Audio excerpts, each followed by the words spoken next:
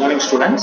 In this semester I am going to handle automobile engineering subject. The code of the subject is 18M1853. Let's enter into the syllabus.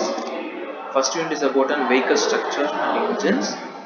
In this we are going to cover about an types of automobiles, vehicle constructions and different layouts, chassis, frames and body. So vehicle aerodynamics as well as its various resistance and moments involved, and also ICE engine components. So this categorized as a first half of the first unit. Then electric vehicles is about a second unit second half of the first unit. The present trend is also about electric vehicles, because you might already familiar about nowadays very two-wheelers has been replaced to an electric vehicles. That preferably lead acid batteries and lithium ion batteries play an important role. So that's why we have incorporated this syllabus. Okay, let's enter into the topic. First of all, what is meant by an automobile? Automobile is a self-propelled vehicle used for transportation of goods and passengers on the ground. So, self-propelled vehicle is the key word. Okay, it can be run by itself. So that's the term, but it is quite different from aeroplanes, helicopters, and rockets. Okay, then these are the general components of an automobile: basic structures, engines, transmission system, auxiliaries, control system, and superstructures. So basic structures categorized as a frame, suspension system, axles, wheels, tires, etc. Engine provides motive power. A transmission involves clutch, gearbox, plus shaft. Auxiliaries involves electrical system. Control system involves often steering system. Superstructure involves often frameless constructions. Chassis, the nothing but a one liner is chassis about an maximum all the important components has been mounted in the chassis frame. For example, radiator, brakes, fuel tank, exhaust system. So this is the main purpose. Engine is the power plant of the vehicle. In general, internal combustion engine with petrol or diesel is used to run the vehicle. So is another name of an engine is about a power plant. Okay, which also consists of a cylinder, piston, valves.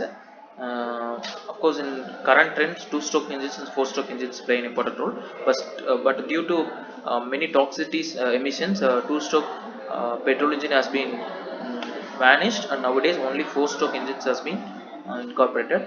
The one example for a two-stroke engine is RX 135 and RX 100. Now, transmission system.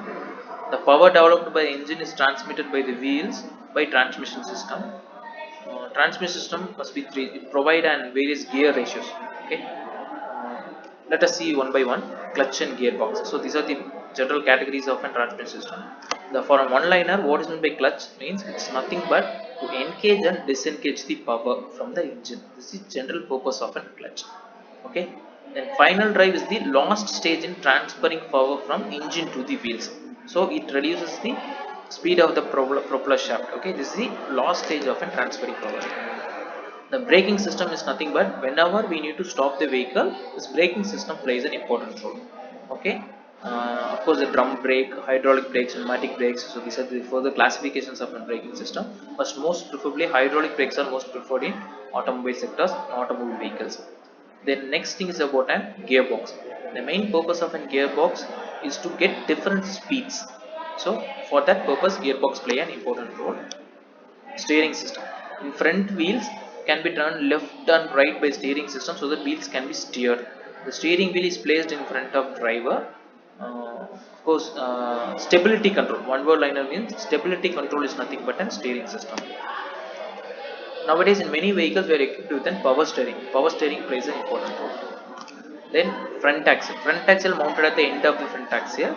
And suspension systems of an automobile separates the wheel and axle assembly of the automobile from its body. The main function of a suspension system is to isolate the body of the vehicle from shocks and vibrations.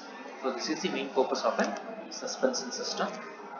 Superstructure. Superstructure is nothing but frameless cars, so which body is used as a structural member in which angles, engines, and steering gears are attached to the body. Instead of having that unit used merely as a shell for passengers. Okay. So this is a brief picturized mode of an what are the main parts available in automobiles.